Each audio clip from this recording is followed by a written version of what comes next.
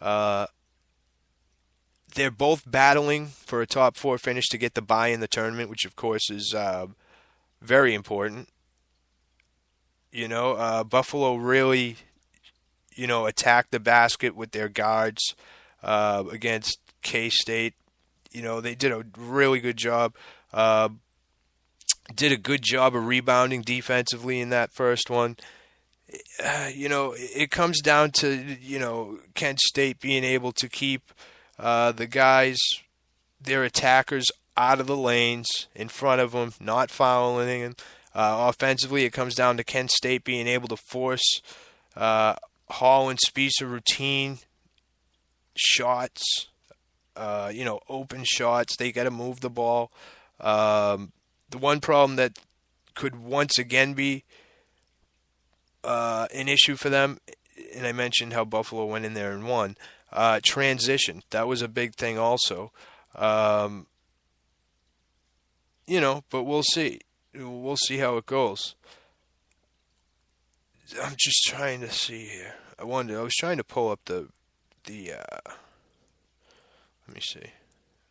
I don't know if I can't find it fast enough. I'm sorry, but either way, I look for Kent State after a big win, right? Coming out of they got a couple good wins, solid wins. They do have their guards that are out indefinitely. That's what I was trying to get at with Pollard and Walker. And I'm trying to see the last time they won. I think they've lost 3 straight road games. Yeah, they've lost 3 straight road games, but at the same time, I think they go into Buffalo and give them a game. 5.5 is a lot to me. I'll take that. I'm not saying that it's a client play or anything, but I like it. I like it a lot.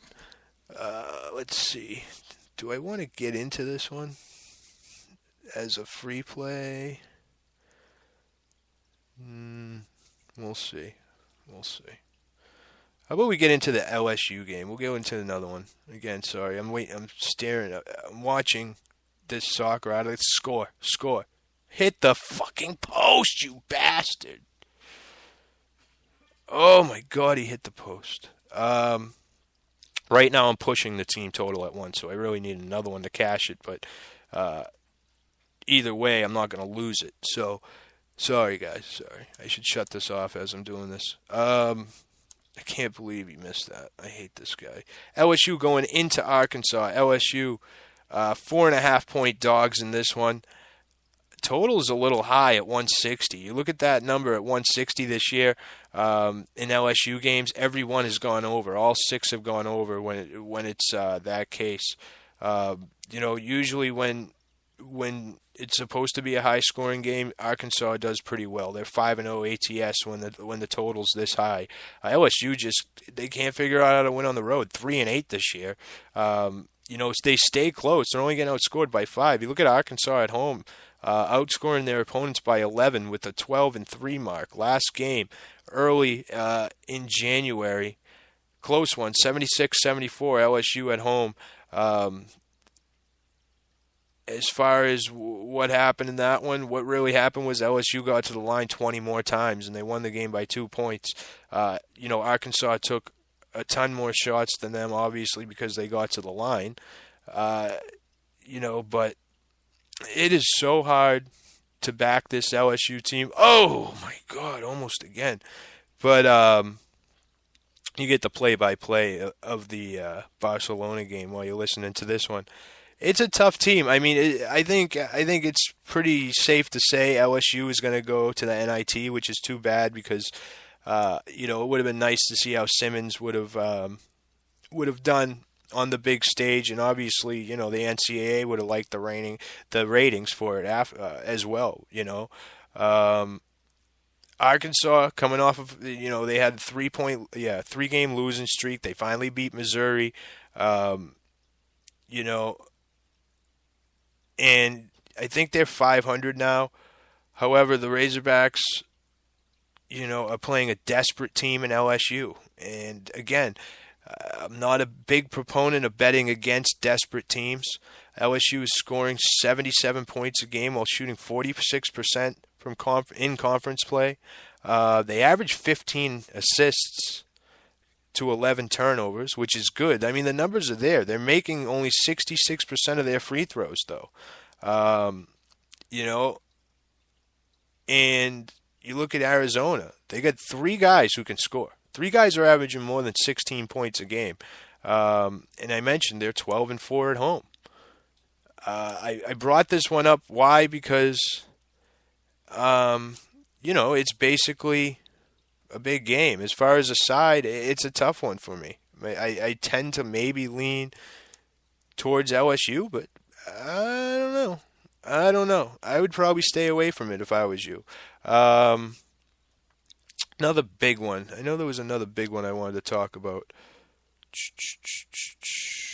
That one's a client play. I got a client play in a couple of these, so bear with me here. If you guys want me to talk about a certain one, I will, but as long as it's not a client play. How about Alabama at Kentucky? Kentucky laying a big number. Bama comes in. They've been playing well, but so hasn't Kentucky. They just fell to Texas A&M in overtime. I think they're still in first in the SEC. They'll face Alabama, though.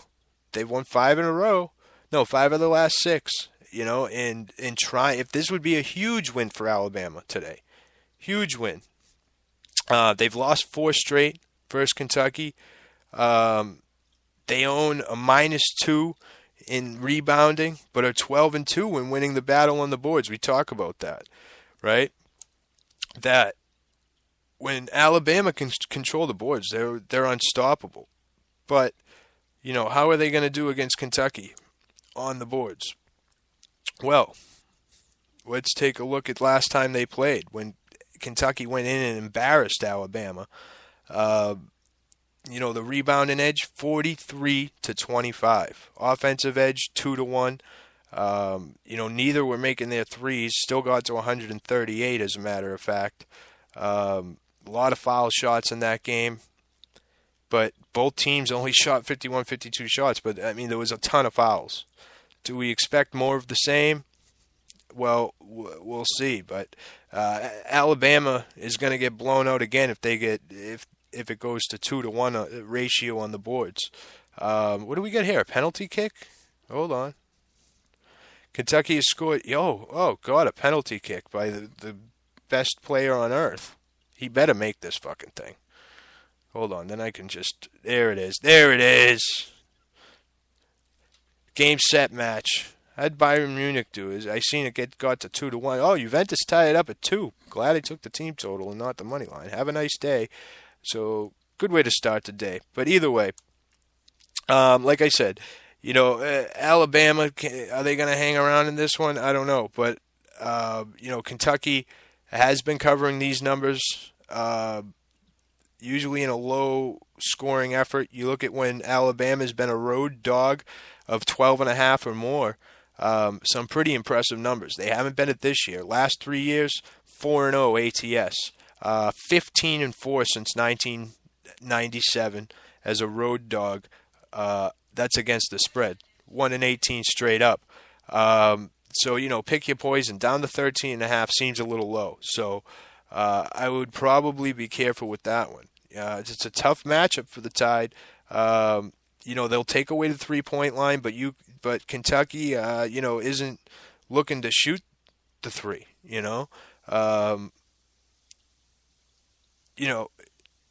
It comes down to Jimmy Taylor for Bama. If he does stay out of foul trouble and he can get on those boards and try to keep them close, they might have a shot at covering. If he fouls out early or if he gets into foul trouble early in the first half, they're done. Plain and simple, done. Done. So, rather than me... Let's see, what can we talk about? Let's liven this show up a little bit. It's tough by myself. Maybe we'll do a little rapid fire. Plenty of time left. Let's just go game to game. I'm going to give you my opinion. Rhode Island Davidson, right? Rhode Island's been playing like shit, plain and simple. They are coming off a win against Duquesne, but really, it's been bad. It really has. Clemson, Georgia Tech. Georgia Tech doesn't match up well with Clemson, but, It's hard to trust Clemson on the road, especially because Georgia Tech just saw them. And they're playing their best basketball of the year right now. So if Georgia Tech's going to sneak out a win here, I could see why they're favored.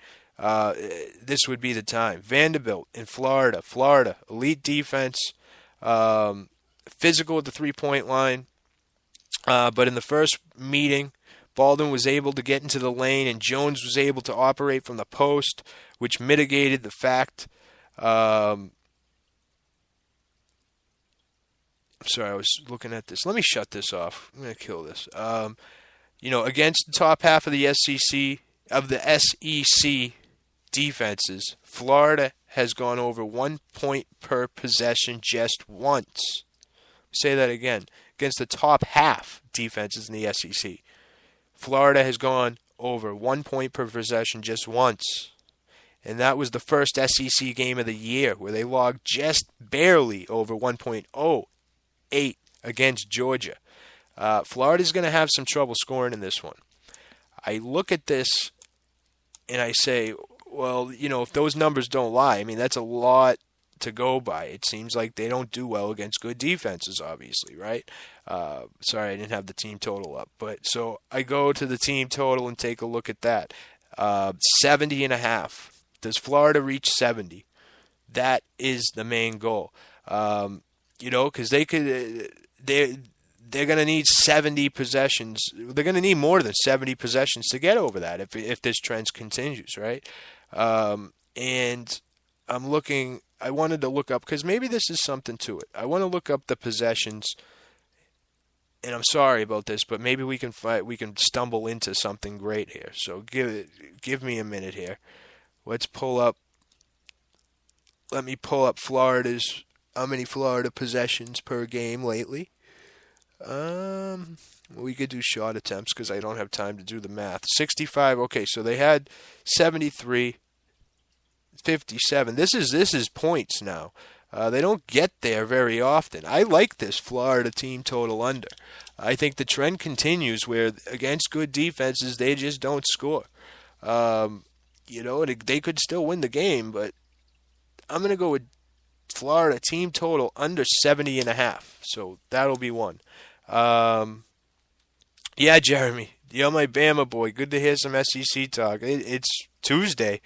SEC is taking over Tuesday, really. Big one. I'll tell you what. Let's talk about this one because this one stuck out to me, and now it's down to 12.5, but it was at 14. Minnesota coming off the biggest win in years. They finally get a win against Maryland, of course, and now they're 14-point favorites at home. Right? It's opened at that. Whatever it is now, 12.5. Yes, it's a badass Rutgers team, but Minnesota doesn't win games. And now they're a 14-point favorite. You can tell me how bad this Rutgers team is and everything else.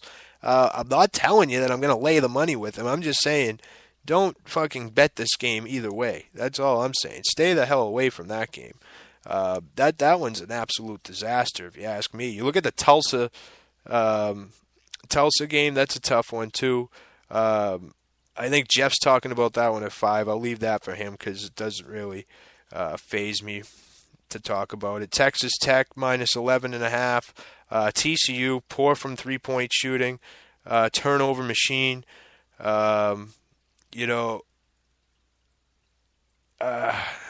I would love to lay the 11.5, but Texas Tech doesn't score enough for me. Boise State, here's one that I want to play on the money line some way. I think they take care of UNLV. Boise State's strictly a jump shooting team, but they've been able to take advantage of UNLV inside with. UNLV's they're missing their entire front court, so they should be able to dominate this game. I'm really thinking about laying the 7.5. It's a late game, but that's where I'm at with that. Virginia Tech going into BC. BC is terrible, but you got to think after that showing last week that maybe they get some pride. They've owned Virginia Tech. That's a tough one for me. Bradley plus 15.5. Bradley in this first one against Evansville, They didn't even score a half a point of possession. I forget what the score of that game was, but it was awful. I want to say it was like